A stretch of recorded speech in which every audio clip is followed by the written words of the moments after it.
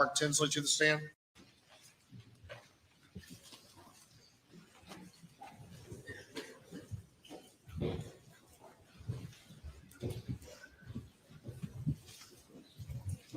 Raise your right hand, left hand on the Bible. Do you affirm the testimony about to record in this trial shall be the truth? So help you God. I do. Take a seat in the witness stand. State your name again for the records. Spell your last name. Morning, Your Honor. My name is Mark Tinsley.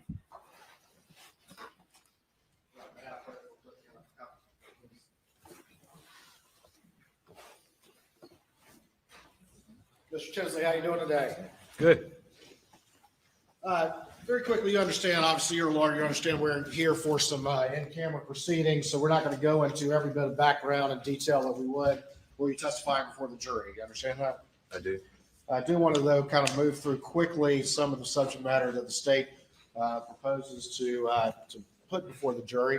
But very quickly, if you would, just quickly tell us what you do for a living and what kind of practice that you have. My name is Mark Tinsley. I practice law in Allendale. I have a fairly statewide practice, primarily personal injury, plaintiff's work. All right. And how long have you been practicing in Allendale? Since 2000, so 22, 23 years. Do you have a statewide practice, or is it primarily? To the extent I want it statewide. I mean, I handle cases statewide if I'm inclined to handle those. Okay. Primarily focused in the 14th Circuit, is that fair? 14th and the 1st. And the first? Okay. You know the defendant, Alex Murdaugh? I do. And how did you get to know him? He practiced law in the adjoining county. I had a number of cases with his firm, small bars in the two counties, and known him since shortly after I came to Allendale. And do you know other lawyers in the what used to be known as PMPED firm? All of them. And are those individuals that you may have had cases with, or just generally in the same line of work with over the years? Yes. I want to take you to February 19, and are you familiar with the boat case? Unfortunately. And do you represent the Beach family in the lawsuit related to the death of Miss Mallory Beach? I do. And ultimately, you ended up accepting that representation and filing suit against a number of defendants, including the criminal defendant here, Alex Murdaugh. Is that I did. correct? Okay. Tell the court just very quickly who the defendants that you sued, at least initially, at when this case started. Mr. Waters, my recollection is that I sued Alex Murdaugh. I know I sued Luther's, which is a bar downtown in Beaufort. I sued the Woods, which was where the kids had gone for an oyster roast. I sued the Murdaugh Family Trust, which owned the property where the boat was launched from, and we believe that there could have been some drinking that went on there. I'm not 100% certain in the first lawsuit if I sued Buster Murdaugh, which is Alex's son. But I think those were the defendants initially. Okay. And maybe Randolph Murdaugh personally as well. Not long after you started the boat case, and well, let me ask you this. Did your client, Renee Beach, have any particular experience at the scene that informed how you were handling this particular case as you went forward? She certainly had an experience that prompted the call to me. Okay. Now, can you explain that to the court, please? She wanted to go down to the bridge where the boat crash had occurred. I think this was either Monday or Tuesday. So the crash happens early Sunday morning. The scene's cordoned off, and she's told she can't go down there. And just a few minutes later, Alex's father and his wife pull up in a car, and they're waved under the tape, and they go down to the bridge. And she was very upset by that. Okay.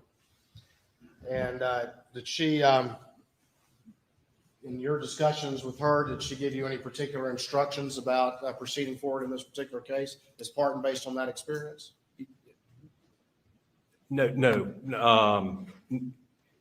Nobody really gives me instructions. I understand. All right. Not long after you get involved in this case, did you have any chance to review and look at any insurance coverages that may be available to the defendant? Sure. My recollection is within the week, certainly 2-week kind of time frame after the boat crash, Danny Henderson, who was handling the boat crash as Alex's personal lawyer, brought me all of Alex's insurance policies. And so I reviewed them at that time before I filed the lawsuit. Now, what was the purpose of you reviewing those policies? In a civil case, the only thing that we can do to try to, under the law, make a party whole is recover money damages.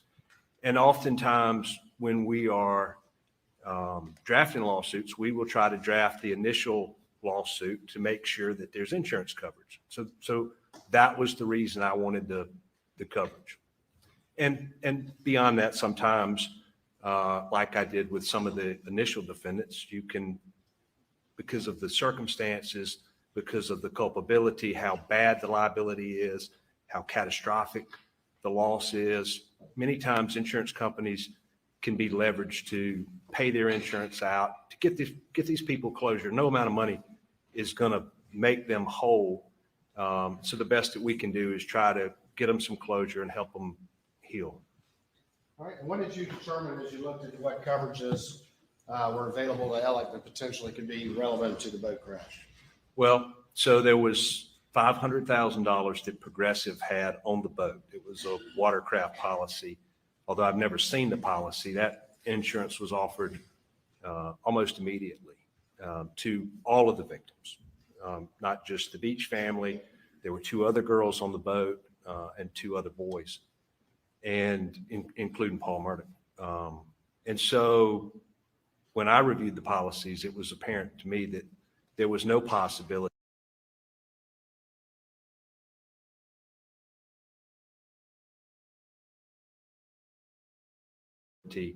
that any of the insurance that he had at the time of the boat crash would apply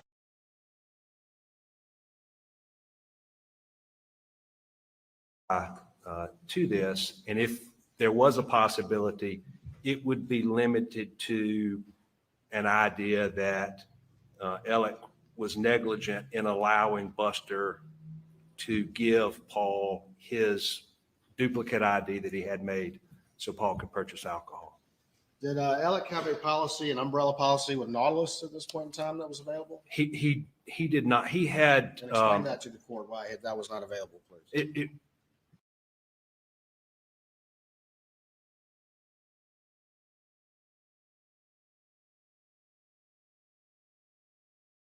It appeared from review of the records that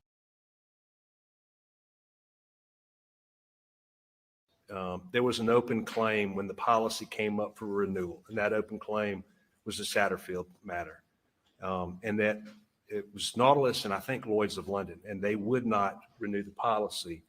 And so he had to then seek other coverage, and what he ended up was with Philadelphia, and it was a commercial hunting operation policy that contained very broad watercraft exclusion. So they even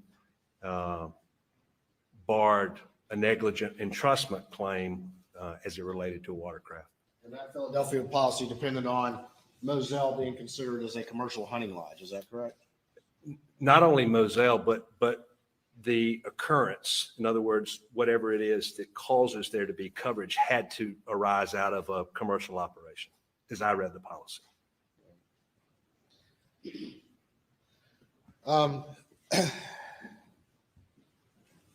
Realizing that as it related to Alec, specifically, was he essentially underinsured as it related to what the recovery you were seeking in this particular case? Oh, absolutely. Right. And what was your ultimate goal, though, in seeking recovery as it related to Alec in this case? Well,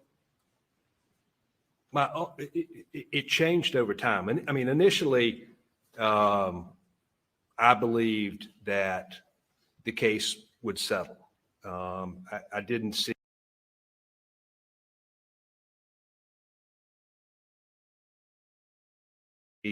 how people could ignore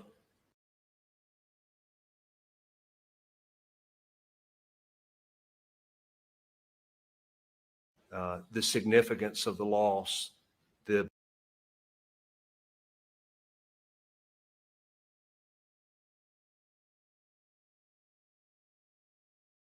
public support of the community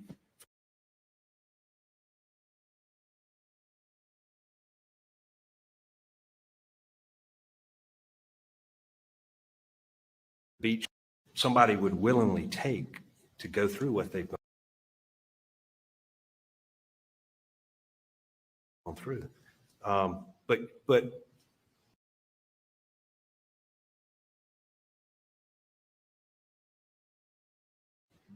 if you were asking a lawyer who does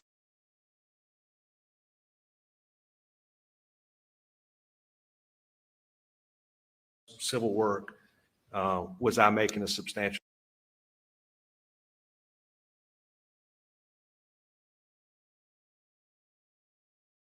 demand in terms of a settlement? I think that most people would say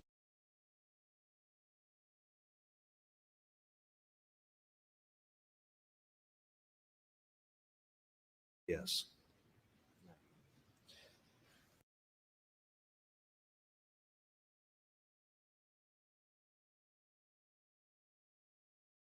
In your assessment, did that come as a bit of or did the defense express to you surprise that you were seeking a personal recovery from Alec rather than just simply trying to access what insurance coverage he had? Yeah, some people did. John Tiller was primarily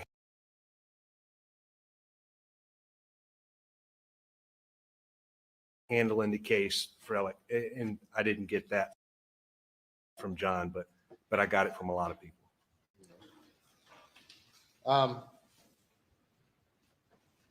In August of 2019, is there a particular conference that those in your line of work go to? It used to be called the Trial Lawyers Conference, but yeah, it's in Hilton Head, and I went in 2019 of August. Did you see the defendant there? I did. And did you have a conversation with him about the boat case? I did. All right. Can you relate that conversation to the court, please? Yeah. I think, I'm not 100% certain that it was a fundraiser either for Mr. Harpootlian or it was a fundraiser for Lindsey Graham. As you come into the hotel, there's a gathering area. It's in the evening before everyone goes to dinner, or it's immediately after. I'm not 100% certain. But the room's full of lawyers, and Alex sees me, and he comes across, and he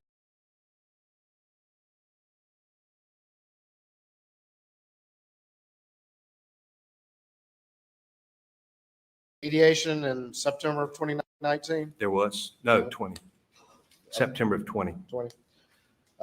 Before we get there, we move into early March of 2020, and we probably all know the answer to this, but what happened in March of 2020 that kind of changed the world?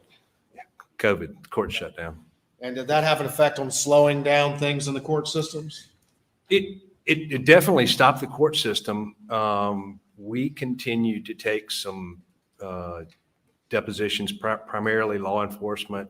It was at the scene early on, and then ultimately, when everything finally shut down, I'm not sure if it's May or April, when then we were sort of confined to our offices. Did you, during the course of COVID, take the opportunity to sort of present the case to a mock jury to get an idea of how that jury might respond? I did. And were the results very favorable for your client and not favorable for Alec? They were. Okay. Did you ultimately communicate that fact to the defense? I did. Had you come into possession of some social media videos that you believe would be very advantageous to proving your case and achieving a large recovery?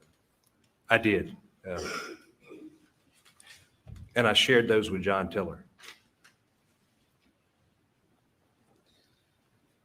Let me get something marked real quick.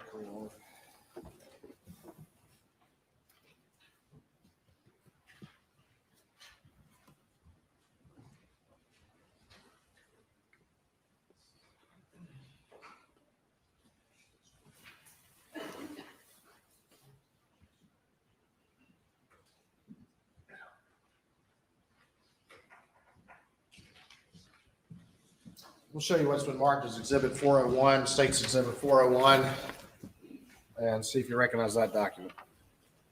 I did. I do. All right, and what is that document? It's a screenshot of text messages between myself and Tabor Vox. Tabor is assisting me in the boat crash case. All right. Could you turn the screen to me real quick, please?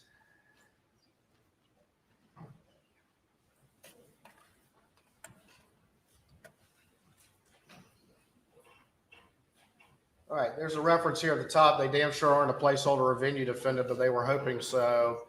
And then you respond about not walking, just taking $500K and not walking away from someone who's possession proof. Is that correct? That's right.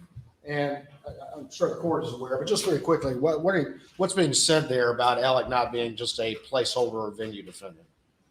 Well, so there are a couple of things going on here. In October of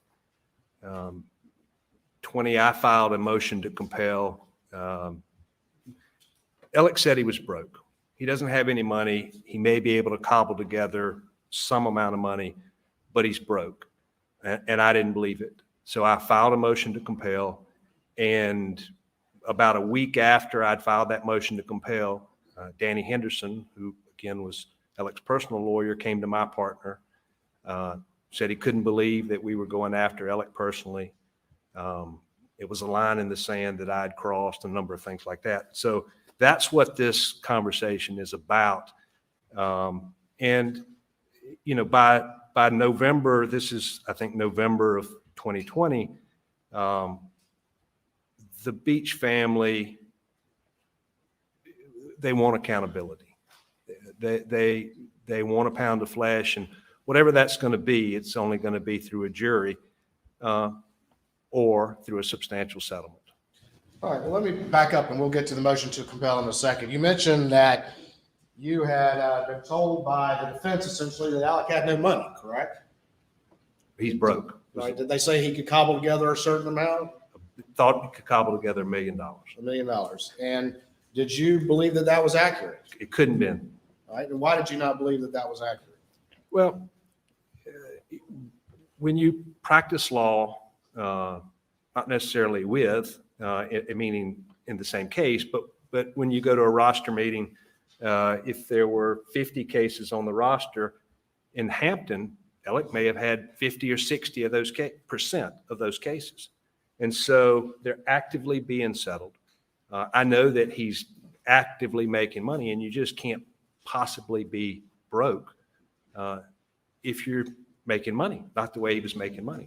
And then beyond that, I mean, my clients have known Alec and his family forever. And so their perspective is that there's generational wealth as well. Did you, was $1 million going to be enough money from your client's perspective to settle this case? It wasn't enough from my perspective. Okay. I can explain that if you want. Yes, please. Yeah. So one of the things that I didn't appreciate, that I came to appreciate by this point in time is that, and it may not make a whole lot of sense, but if I told a lawyer who does what I do that I'd settled the case, there's a lot of speculation because I've had cases with the firm and members of the firm are my friends, that somehow there's a fix on. I think for a long time, Alec thought there was a fix on, that he was just a placeholder or a venue defendant. Right. And so if I told you I've settled the case, and then the next question would be, what did you settle it for? I said, well, I took the insurance company. If you knew what I know and what plaintiff's lawyers know, you'd think, well, there was a fix. The only reason I would take it is because there was a fix. I didn't see a substantial difference between that number and $1 million. And so I thought that if you told 10 lawyers who were knowledgeable about these kinds of matters, I took $1 million from Alec, who from everyone's perspective has lots of money, is making piles of money, they would think that it was a fix. So before we even get to what's a fair amount, what should you take? You know, the analogy I use with my clients is it's kind of like that show Deal or No Deal. You may have the $1 million suitcase, or you may have a zero suitcase, but it's not until there's a significant enough offer that you could do worse that you should settle a case, any case. And so at $1 million, it just wasn't, there wasn't any risk to them that would prompt me to recommend them to take it. Did you make any sort of formal or informal offer to them that involved the real property as well as any sort of payment plan? When I was told that Alec was broke, I offered him a payment plan. Sometimes when you settle cases, medical malpractice cases, for instance, with the JUA, they will make payments. I offered for him to sign over Moselle and the beach house, open his books to see that he was broke, and then work out a payment plan on the balance. So when you say, okay, you say he's broke, I don't believe that. Show me the books to prove that. What was your response from Alex's defense? Well, it was sort of stonewalling to begin with. I mean, ultimately, I got a formal response, which was an objection that prompted the motion to compel in October of 2020. Let me get this marked real quick.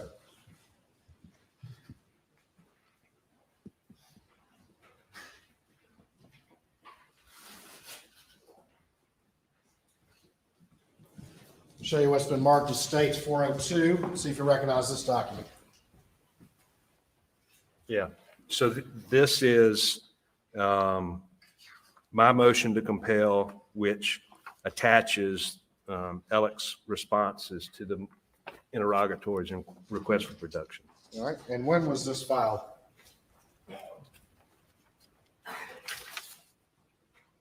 October 16th, 2020. All right.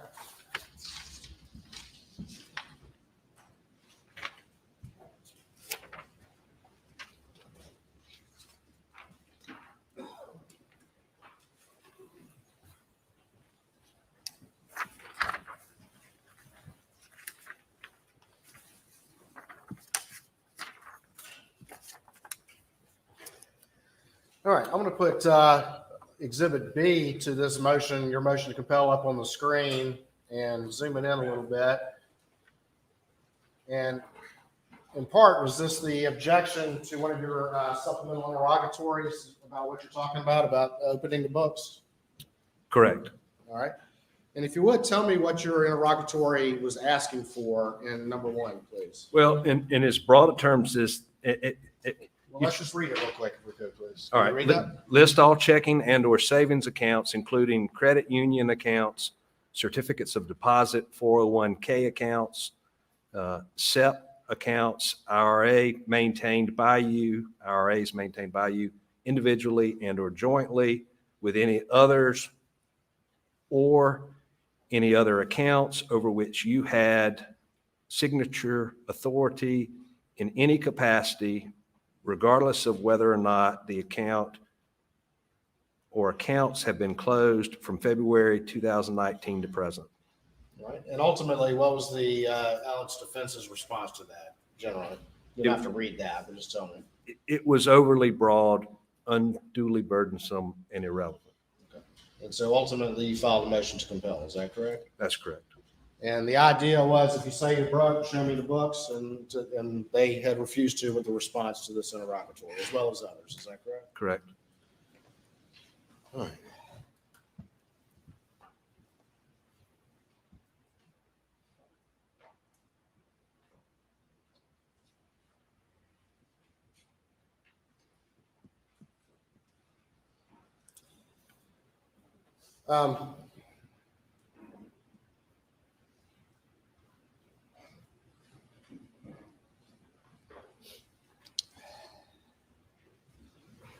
To your knowledge, when information was being gathered by the defendant in this particular case, let me ask you this, who were his attorneys in the boat case, Alex's attorneys? So his personal attorney, as I've said, was Danny Henderson, who is also a partner or shareholder with PMPED. Progressive had hired John Tiller, and John Tiller was a lawyer out of Charleston. He was mainly involved. At one point, there was Amy Bauer, who was an associate working with John Tiller, and then Elliot Condon. Ultimately, I think Amy left in February of 21, And by then, I think Elliot Condon had been hired and was assisting John Tiller. Okay. And Mr. Henderson is a partner in PMPED that was also actively helping Alec or representing Alec in this case. Is that correct? He was. And he's the one that initially had brought you the insurance coverages for Alec to get you a chance to look at him and see what might be available, correct? That's right.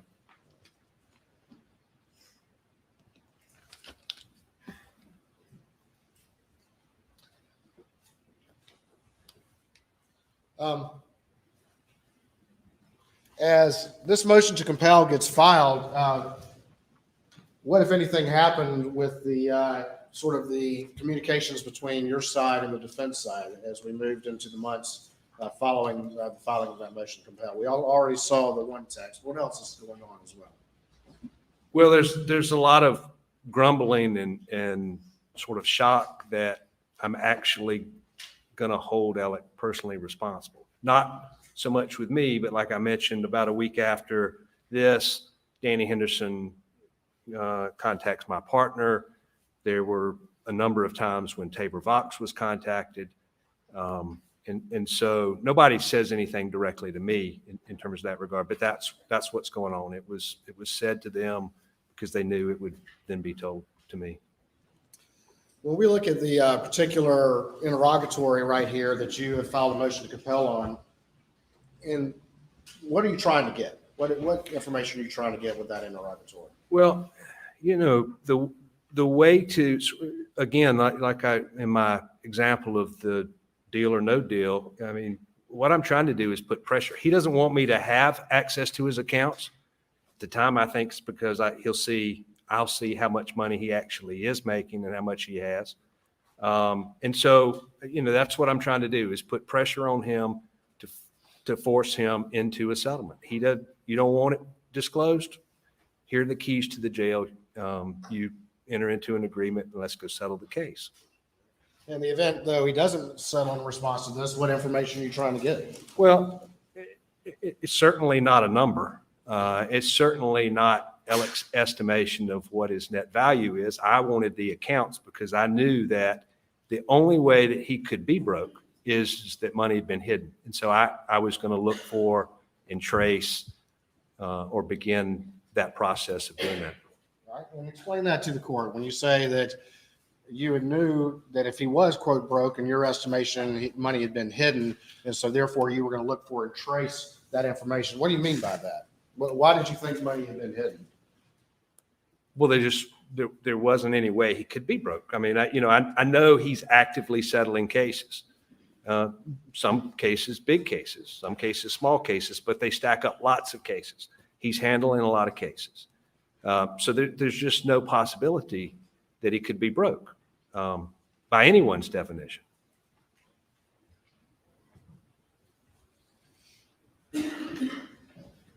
If ultimately, and we'll talk more about this in a minute, if ultimately you'd been successful in getting a list of the defendant's accounts, what would have been your next step once received? Subpoenas. Of those accounts? To those institutions, yes.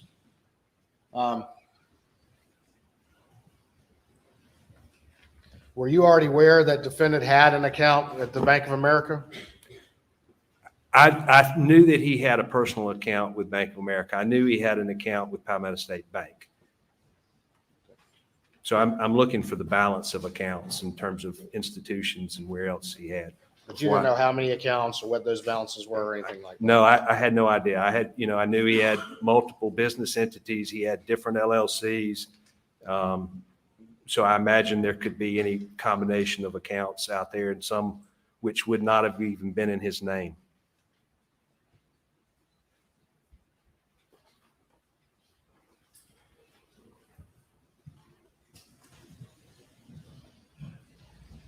After the motion to compel is filed, I'm going to show you what's been marked as States 403 and see if you recognize that document. Yes. Tell me what that is. Again, it's a screenshot of text messages between Tabor Vox and myself. All right. Put this up on the screen.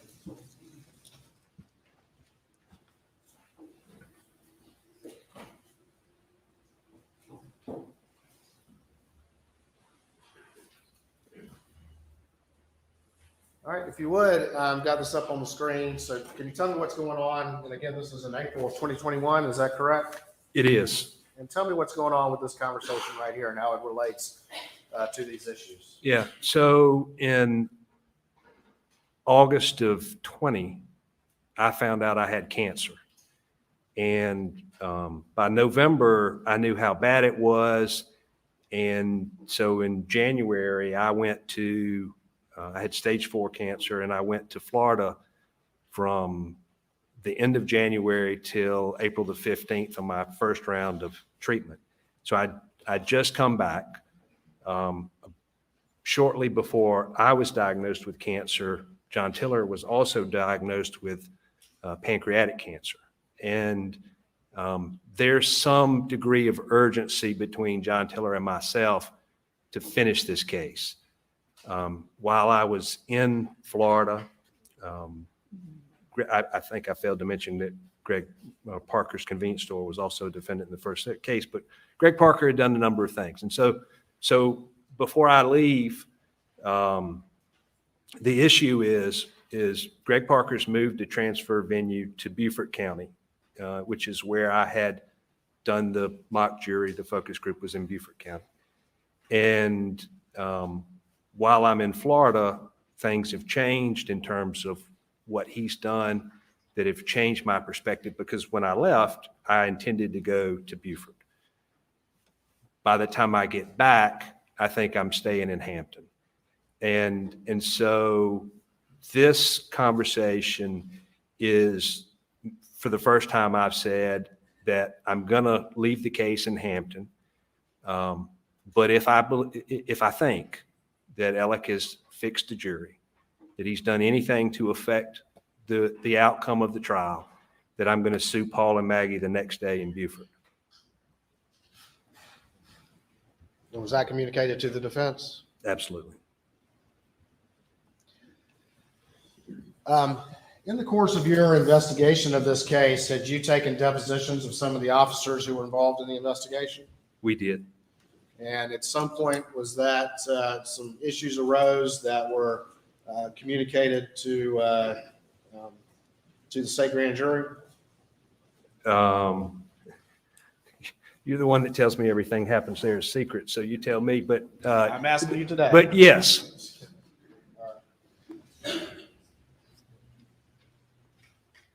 Ultimately, and while you were in Florida in March and April of 2021, to your understanding, had the state grand jury reached out to you for information that you had uncovered in your investigation of the investigation into the boat crash?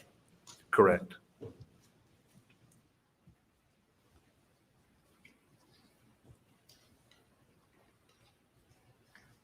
And specifically the handling of the criminal investigation by law enforcement. The investigation into the investigation. Correct.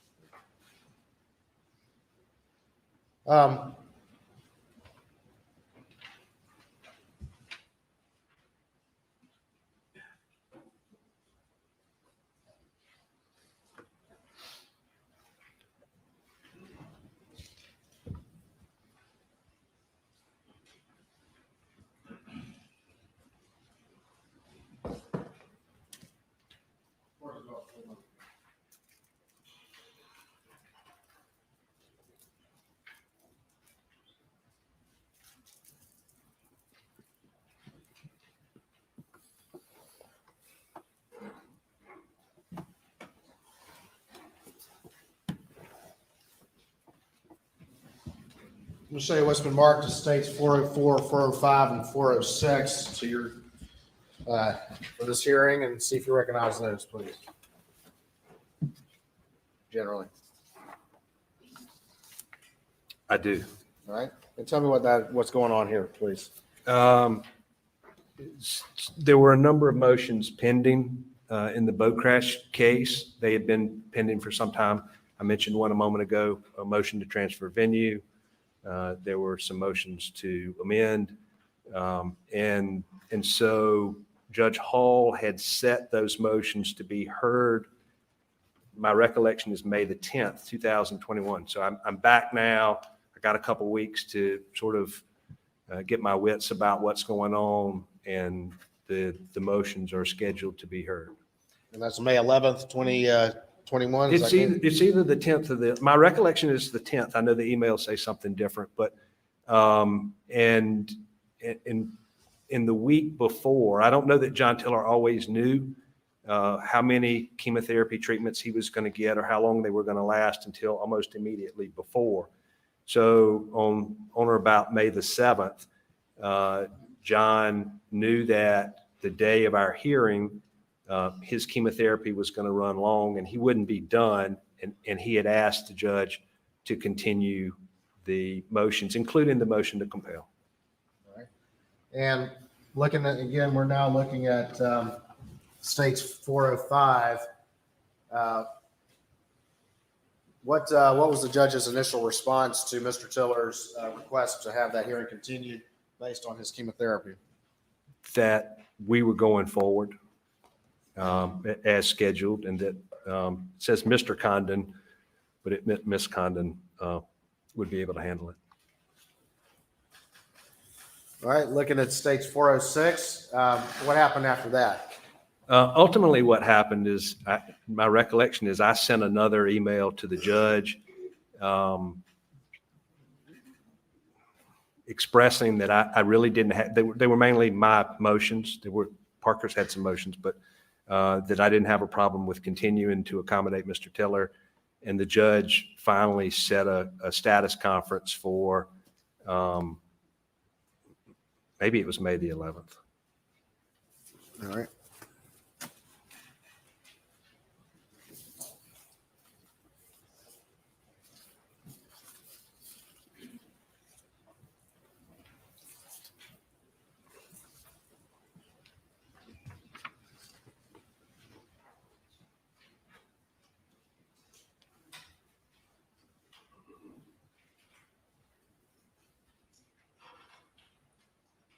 Just said that initially Judge Hall did not want to continue the May 2021 hearing, saying that there was another lawyer for Alex's side that can handle it, correct? Correct. And then you kind of interceded and said that this would work, and so it was rescheduled. Is that correct? After a status conference. After the status conference, it was rescheduled at that status conference? It was rescheduled to June 10th. June 10th? All right. I'm going to show you what's been marked as States 407 and States 408. And just quickly tell me if you generally recognize those documents. I do. One is an email from John Tiller saying that the judge's law clerk said that the judge would be sending a message telling us that the hearing was going to be rescheduled to June 10th. The other is the email from the law clerk. All right. So the hearing that was initially in May that Judge Hall did not want to reschedule was rescheduled for June 10th, 2021. Is that correct? That is correct. And ultimately, that would be to hear a number of things, but one of the most significant things would be your request for a list of all checking accounts from Alec, all identification of all accounts. Is that correct? It is correct that motion was going to be heard. And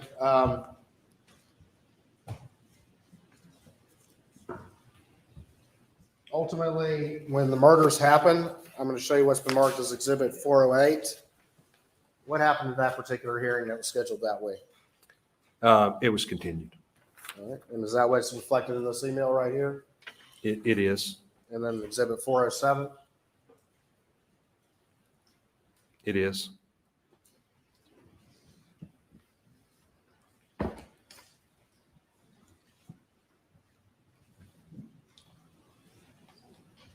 After the murders happened, let me ask you this. You've known Alec and have worked with him for a number of cases. Is that correct? I had not worked with Alec in a number of cases, but I've known him for a long time. Okay. But you were generally familiar with him as a lawyer. Is that right? I was. And what was your assessment of his skills as a plaintiff lawyer? What was he particularly good at? He was particularly good at reading people, making people feel like they were the most important person in the room, and capitalizing on surprise with the defense. You have a case with Alec. He hasn't done anything. It's Monday morning of the roster. Maybe you expect it to be continued.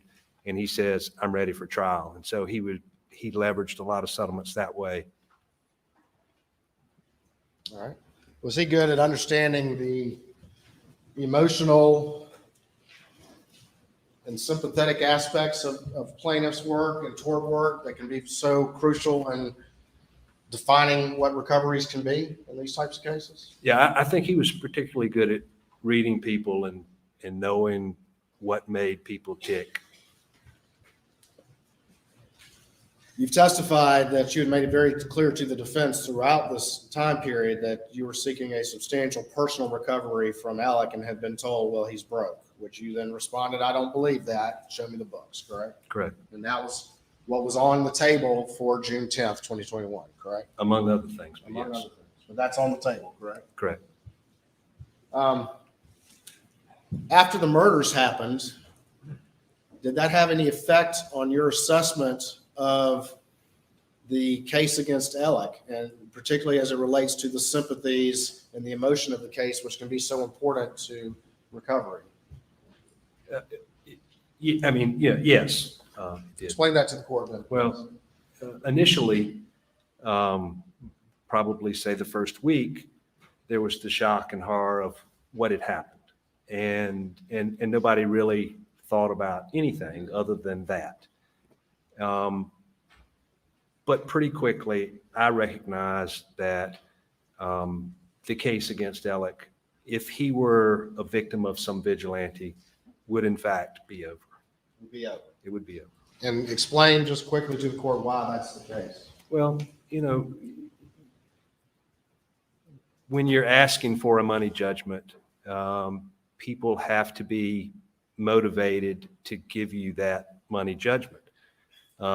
If you represent Attila the Hun versus some sweet old grandmother, nobody's going to give Attila the Hun money.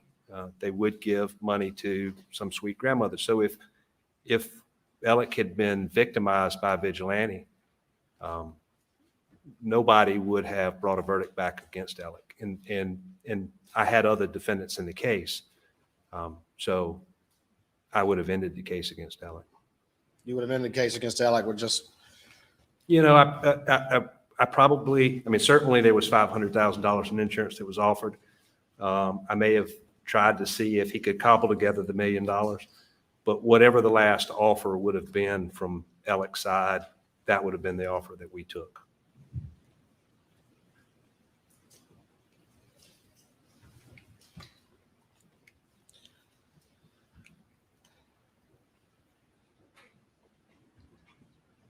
You had mentioned before that you had advised the defense of some of the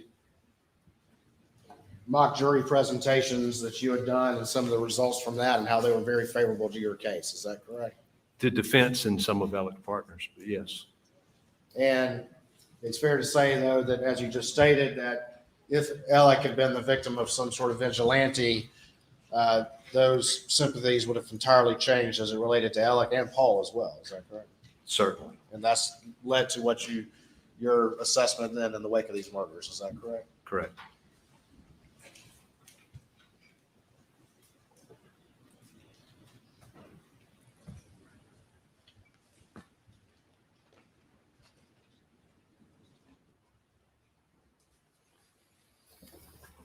At some point, did you receive any call or any communication from the Satterfields about any recovery in the Gloria Satterfield death?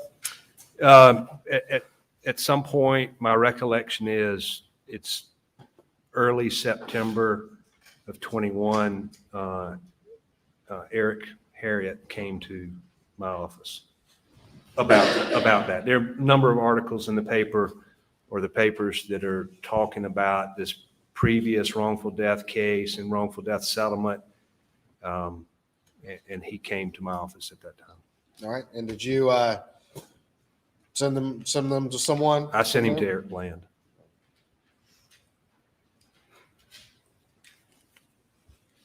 Hold on for me 1 second.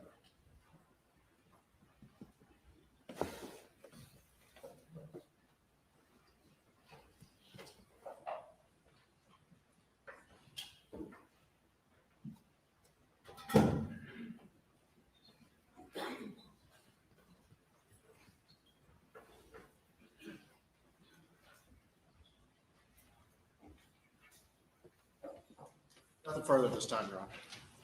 By the defense.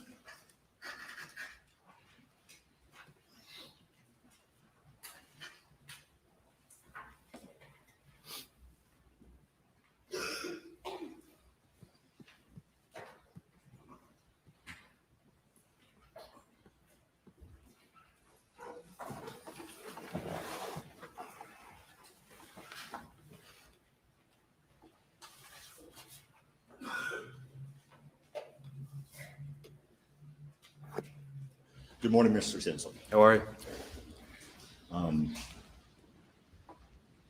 You testified at length to the state grand jury, basically this similar testimony you're giving here today. Is that correct?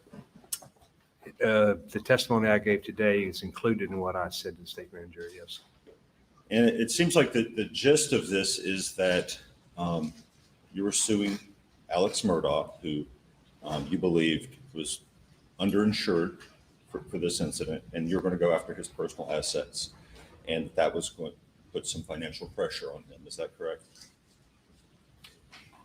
Probably not exactly. I mean, I don't mean to quibble with you over the words you used, but I don't think it was financial pressure because I was holding him personally accountable. I was insistent that he pay.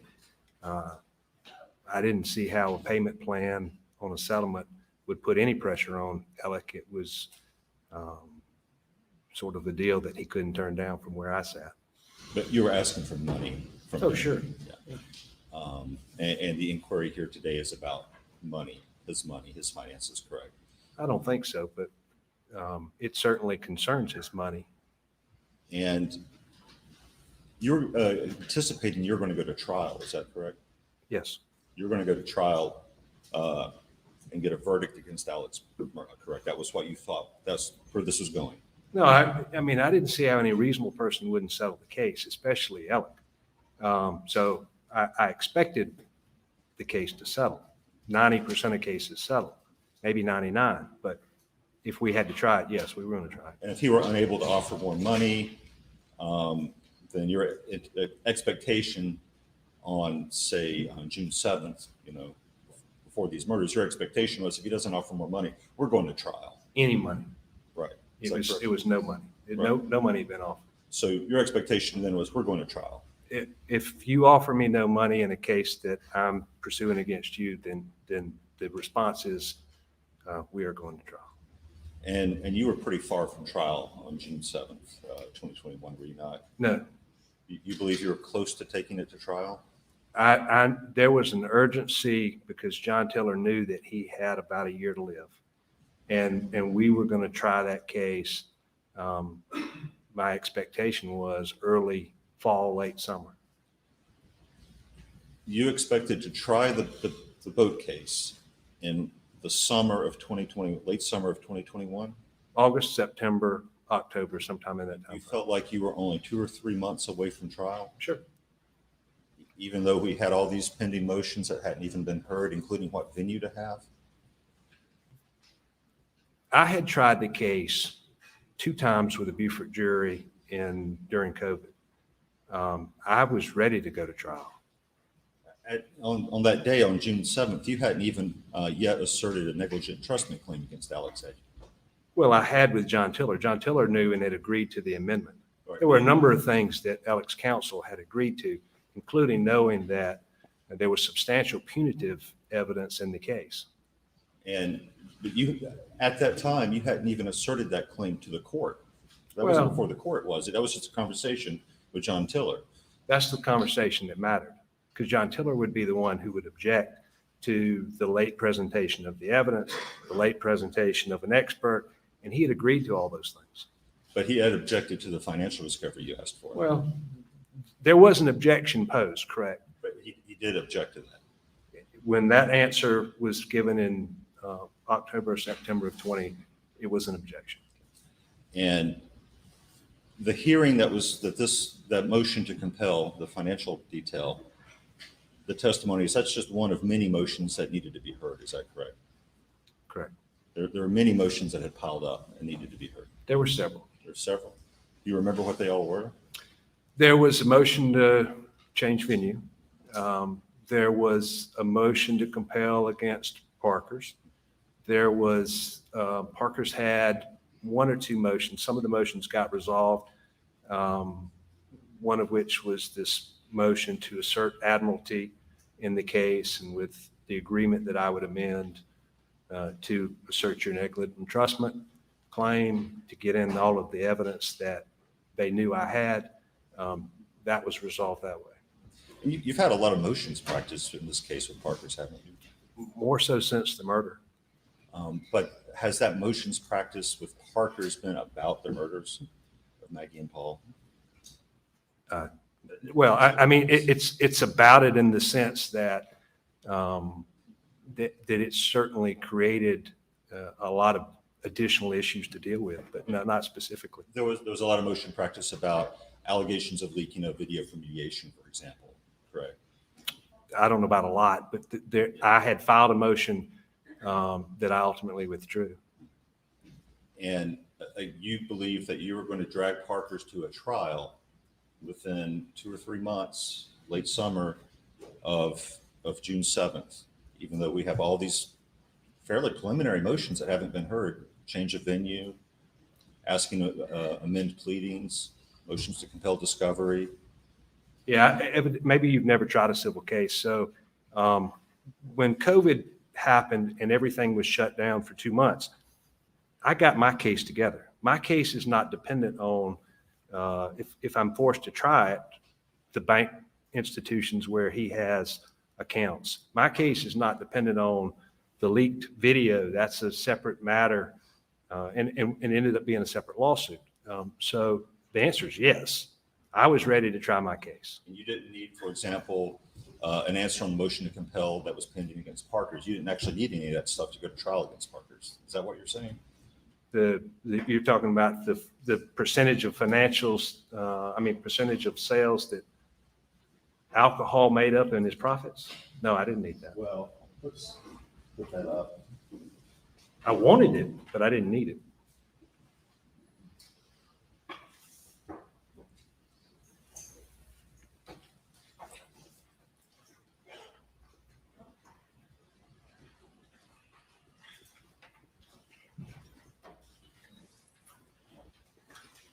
Show you what's been marked as Defendant's Exhibit 82. You recognize that? It appears to be my motion to compel against Greg Parker's company.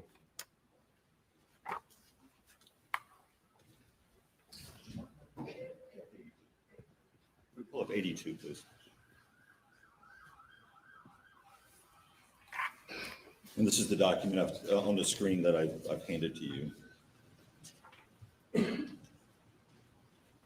So we have, it's not just buried in here is some request for financial information, but you're requesting answers to request for production 3, request for production 11, request for production 16, request for production 17, which is financial information, request for production 18, request for production 19, request for production 20, request for production 22, request interrogatory number 5, interrogatory number 8, interrogatory number 9, interrogatory number 10, interrogatory number 12, interrogatory number 13, interrogatory number 15, interrogatory number 18. It seems like it's quite a bit of discovery you're demanding from Parker's in this motion. Which I would have had the answer to on June 10th. So you didn't- Either I was getting it or I wasn't getting it, but my case wasn't dependent on these things. They may have helped my case. They may have put pressure on Parker's camp like I was trying to put pressure on Alec, but the trial wasn't dependent on these things. And turning to the motion to compel Alex, first, do you believe that the Judge Hall's initial request in May to go forward with pending motion hearings was telegraphing a ruling on that specific motion, or do you believe that that was him looking at these motions piling up and wanting to get some movement? Yeah, I think so. There's nobody in the courtroom, maybe even including me, that wants the case resolved more than Judge Hall. And when the late Mr. Tiller asked for a continuance, you don't believe that was any kind of stalling tactic, do you? No. That was a legitimate health-based concern. And if you read my emails, you would see that I immediately agreed to it. John Tiller was my friend.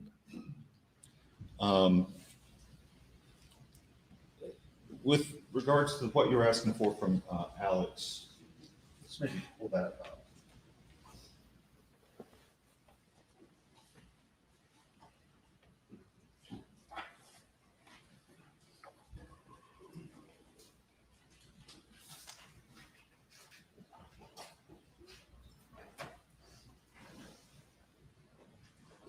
I believe the state has already marked this as an exhibit, but this is the motion to compel. Can we pull up 80, please? It's already been shown to you, but I'll show you when it's been marked as 80 for your reference.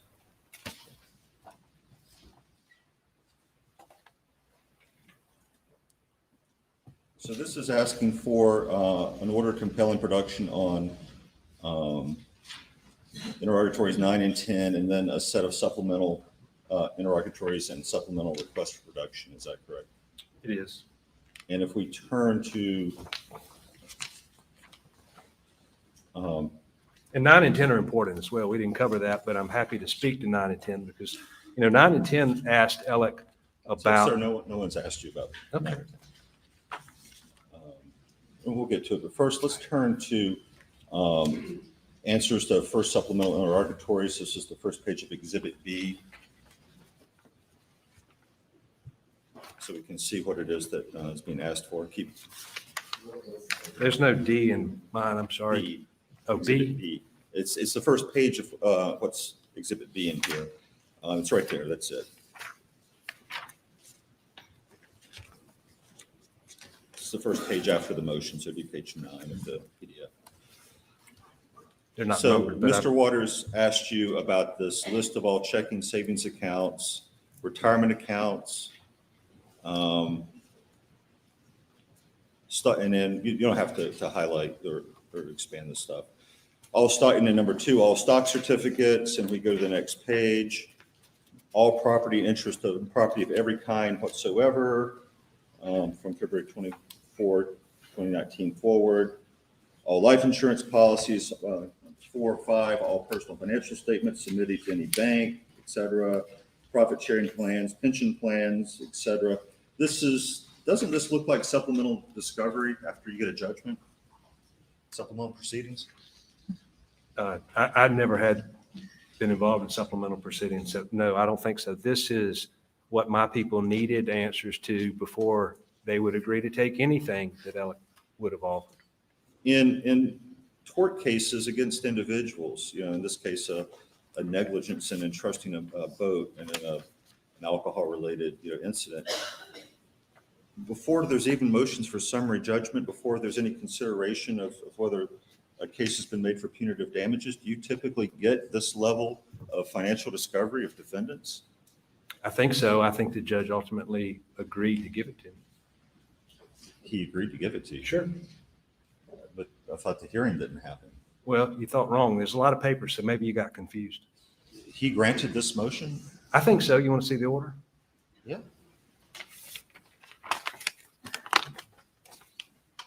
It's the record, October 7th, 2021.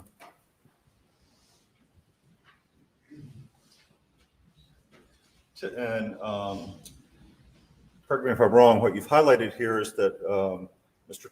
Tiller, because of circumstances beyond his control, unable to gather, provide necessary information, answer requested interrogatories. Once the information is made available to Attorney Tiller, the court will schedule a hearing.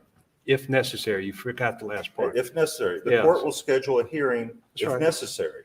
Which If means, Mr. Tiller, the attorney on the case, can from his own client get the information. This is no way says that the court granted this motion, does it, sir?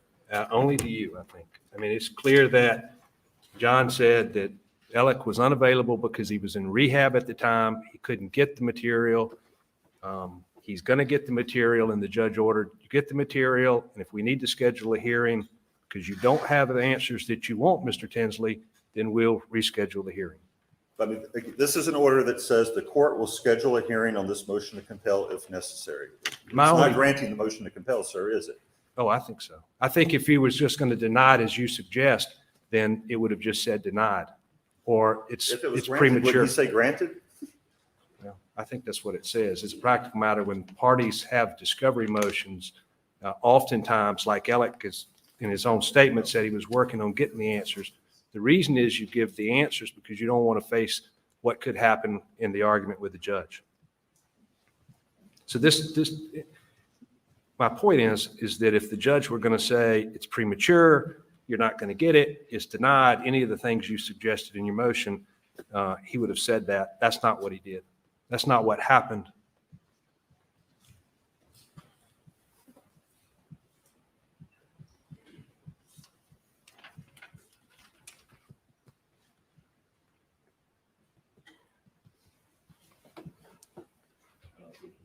This is visible. I just want to get the date that this order is, which is October 6, 2021. You asked for financial information in the motion that was pending against Parker's that was also going to be heard on June 10th. It was different and for different reasons. You asked for alcohol sales, correct? What I explained to Judge Hall is that they say he's broke. And before No, sir, I'm asking what you asked for from Parker's. I'm pretty sure that wasn't, they say he's broke. What were you asking for from Parker's?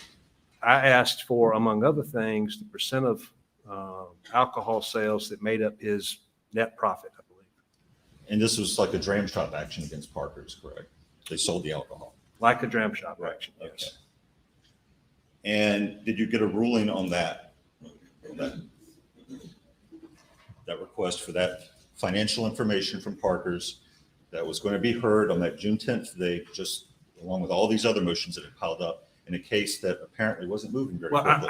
I understand you don't want to acknowledge what I've handed you, but. Sir, I asked you what the ruling was on the motion Well, to compel from Parker's. It was very limited, and as it related to the percent of sales of alcohol that made up his profit, it was premature. The judge ruled, unlike he did in that order I handed you, that it was premature at the time.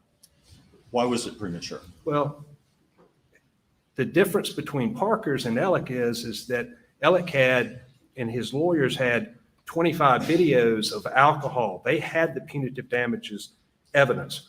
You didn't see that with Parker's. It was just a straight up transaction and sale. So to the extent you're suggesting that there wasn't this evidence, there were these mere allegations of negligent parenting, that wasn't the case. That wasn't the You argument. presented that evidence to the court? I didn't have to present it to the court. That's what you don't understand. John Tiller knew about it. John Tiller is the one who's responding because John Tiller knows ultimately he's going to be in front of the So you're saying judge. the court was granting your motion, though obviously it was saying there might be a hearing on the motion, and maybe at that hearing you would present some evidence in support. But I don't think that's what it says. I mean, you asked for financial information from Parker's. It was deemed premature because it related to punitive damages, correct? It was different than the motion that related to Alec. Because the law is how much money you have is a factor for punitive damages, correct? Well, you're making statements of law. I'm telling you what was happening, and what was happening is that Alec's lawyers knew what the evidence was. They knew what the amendment was going to be and the allegations. And he knew ultimately he was going to be back in front of Judge Hall making some ridiculous argument that appears you're suggesting now. And again, the gist of this is that there was perhaps going to be this judgment day, I think is a term the state has used, but that was going to be trial, right? That was going to be the verdict.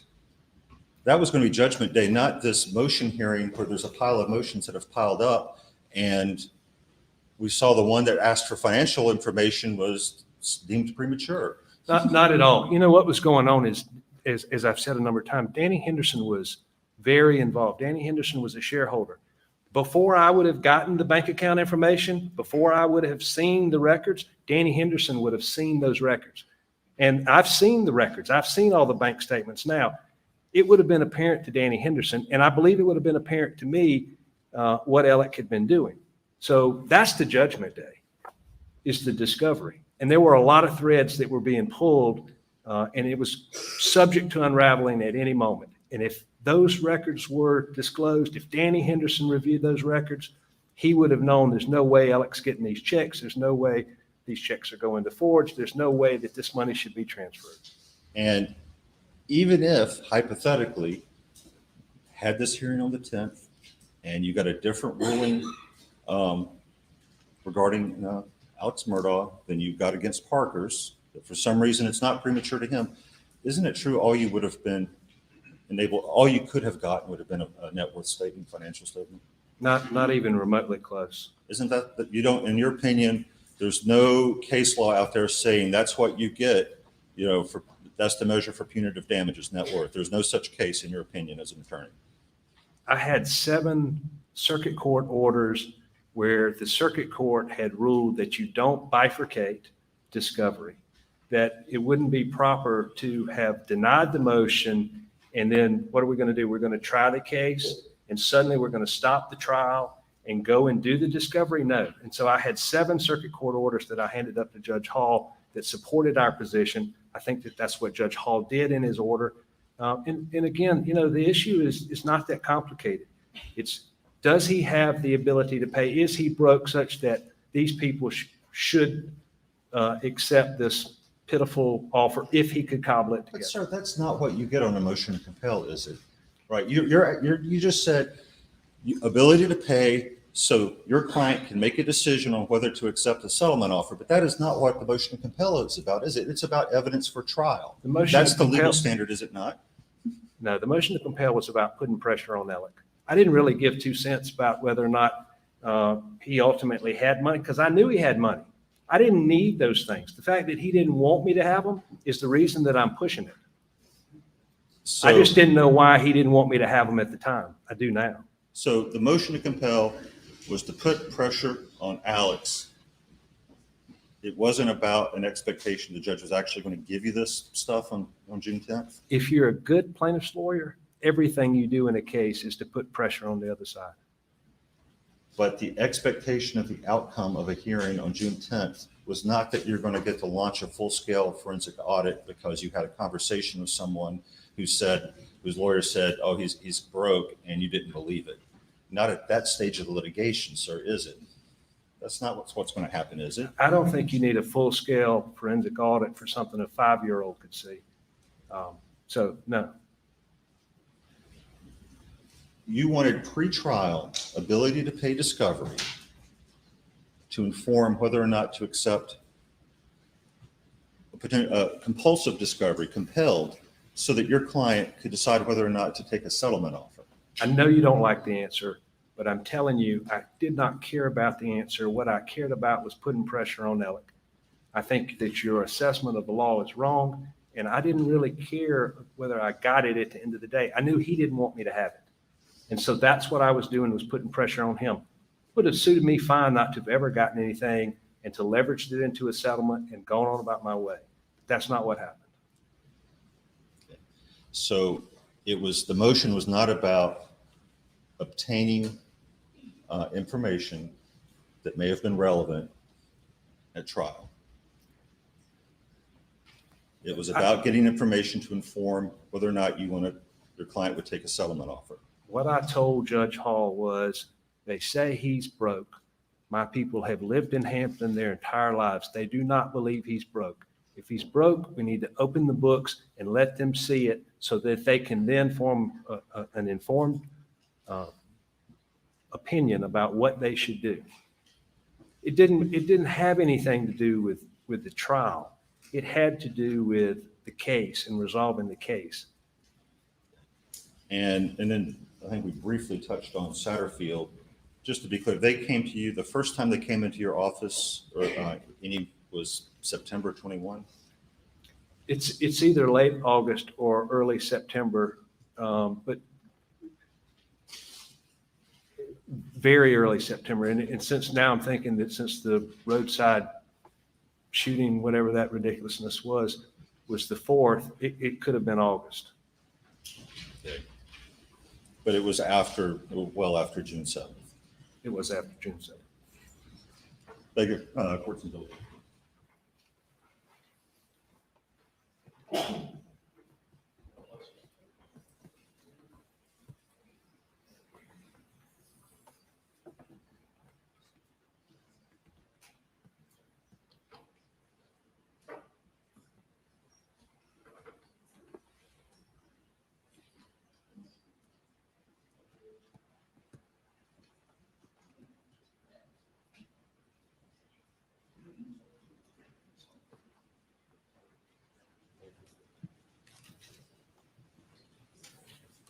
If the hearing had gone forward on June 10th, this was a Thursday, what outcome did you expect? The same one that we got when it went forward.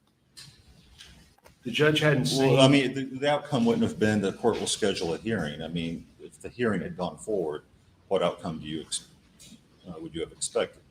Well, now I know that Alec was working on Monday to get the information together. If the objection was sufficient, there's no reason he would be getting the information together on Monday. So I could have gotten the information. But since that didn't happen, if we had argued it, I think I would have had the same outcome. Because he didn't. Let me just make it a little bit simpler. Would the court have issued an order? Right? Some order would have issued on the motion. I would expect an order to Just issue. break it down. An order would have issued at some point later, and if it were granting your motion, what would that order say? I think it would say the same thing as. Well, sir, that says a motion hearing will be scheduled if necessary. It obviously wouldn't say that. So what would the order granting the motion say? Look, again, what it says is that once Mr. Tiller gets the information from Alec, gives it to me, if necessary, if I deem it insufficient, then we'll have another hearing and we'll argue about it. So that's what it's I a voluntary expect. Disclosure, and then if you deem that insufficient, we go have a motion to compel hearing? That's the way motions to compel go every single day. So if you deemed it insufficient, if the court actually had to issue an order on your motion, what you would have gotten you've gotten his, would the law firm books have been open to you? I don't know that I'm asking for the law firm books. I'm asking for Alex. Right. Would Accounts. you have gotten what, a financial statement? The No. court would have ordered every account detailed listed to you, all his personal accounts? Just because you asked for it to inform a settlement decision? I was asking for the names of the institutions where he had accounts. I've told you that a couple Right, times. to subpoena, Sure. and But that's different and than that would him have been giving me. resisted, and there would have been further litigation. This process would have taken some time, would it, if it was resisted, right? I'm not sure if what was resisted. If you got the names of the banks and issued subpoenas, there would be motions to quash the subpoenas. Well, you're Right. speculating as same as you're asking me to speculate. I'm trying to talk to you about what the judge actually did and what was actually in front of the judge. I get you don't want to talk about that, but and we can speculate any number of things could have happened. That at some point in the future, you would maybe get a voluntary disclosure, and if you didn't like it, then the motion would be heard, the motion to compel. That's what you say it says, right? Well, if we had shown up and they had made the argument that you're advancing here, then maybe in this imaginary world, there's things that didn't happen, the judge would have actually ruled on it. We would have a ruling on whether or not it was relevant, whether or not I was entitled to it. And you'd have been relevant for Alex, but not for Parker's. Look, there are different things that are being asked here. And to your point, if it were the same, why didn't the judge sign the same order that you say he would have done? That's not what he did. At the same time we argued the Parker's motion, we argued the motion for Alec.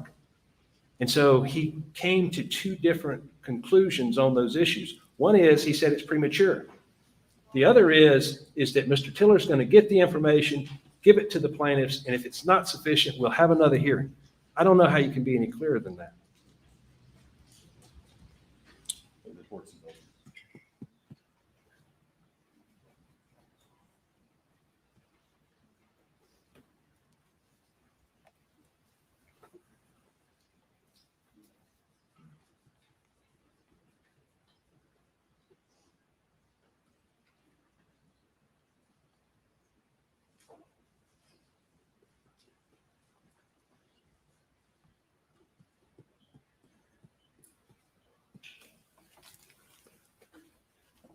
Judge, I've been thinking about you.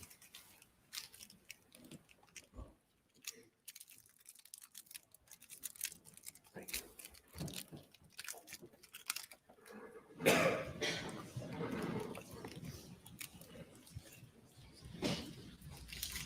So just, and maybe we can agree on this. The hearing had gone forward June 10th. That day would not have been some sort of judgment day when everything unravels, correct? There would have been further activity, maybe a voluntary disclosure, an analysis by you, whether it's adequate, another hearing if you thought it wasn't, maybe some subpoenas would go out. There was going to be some time after that. Is that fair? I think it's fair to say that there wouldn't have been an explosion on June the 10th, but the fuse was lit the moment that information became available in the case. Not as much to me, but certainly to Danny Henderson, who would have, like the phone records, like some of the other materials, reviewed it before I got it. And Alec would have known that.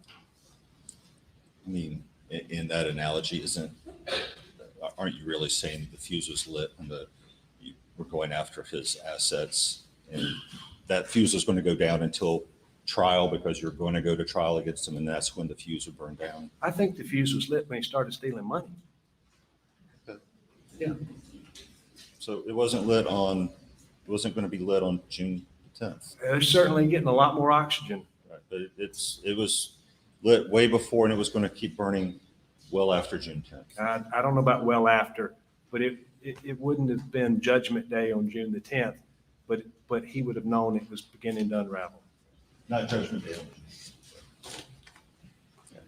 No further questions. Yes, sir. And that's really the point, isn't it, though, that had that hearing taken place on June 10th, 2021, it could potentially set in motion, or was going to set in motion, a process that ultimately would not have ended until there was either settlement or disclosure of that information, correct? I believe so. And so just the fact of that hearing taking place, and whether it's an order or representations by the defense or whatever it is, that process, if it occurs, starts and it has an inevitable conclusion, correct? Objection. There's only one. Objection, Your Honor. Leading. Don't lead the witness. If the hearing takes place on June 10th, 2021, what is the net effect of what could happen at that point? The discovery of everything he's done. Whether it happens that day or some point in time. Correct.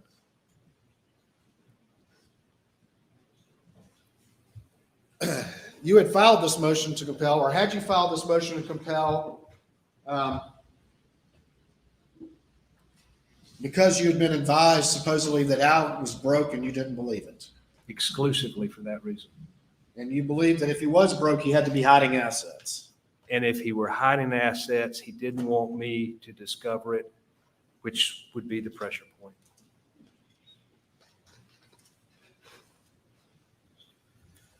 Were you merely asking for a financial declaration at this June 10th, 21 hearing? No, I was, it's broader than that, but I wanted the institutions because I knew I couldn't trust the number I would have gotten From Alec. from Ellen. You were asked a little bit about having not pled certain theories yet at this point in time, such as negligent entrustment. Can you explain a little bit about why that was, if that was still out there? It was only out there in the sense of the pleadings that were on file. I mean, John Tiller had already agreed to the amendment. It was already coming. I had shown him the videos a long time before that, of alcohol, the Facebook, social media likes of Paul consuming alcohol, having alcohol. So only on the documents that were filed. So were those issues though in play in your conversations with the defense? I'm sorry, Were those issues already in play in your conversations with the defense? I'm not quite following you. Which issues? Additional theories of liability that might not have been filed. Oh, absolutely. No, I mean, those were, all I'm saying is that the black ink wasn't on the white paper, but John Tiller knew we had discussed, these are the issues.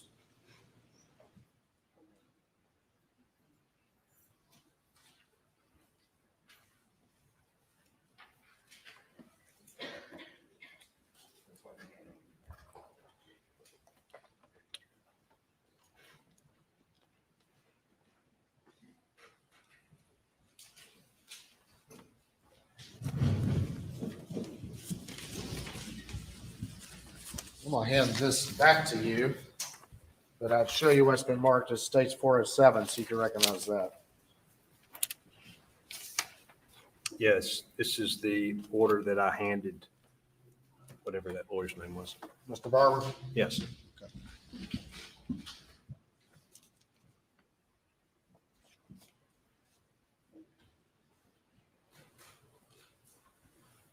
And that's from October of 2021, is that correct? It is.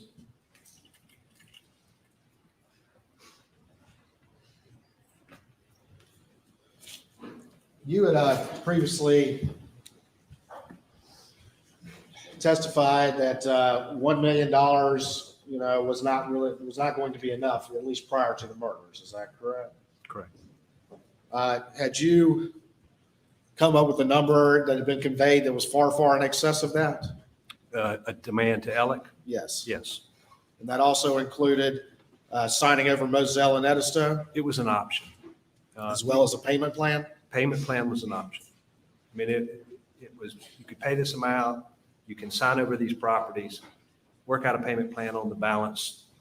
I didn't care how we got it done. It was just a matter of him doing it. Was the payment plan an option because you believe that he still would have a lucrative law practice from which he could generate money to pay your clients? Yes. Thank you, Your Honor. No further. Anything further? Nothing else. Thank you. Thank you, Your Honor. Step down. Next witness.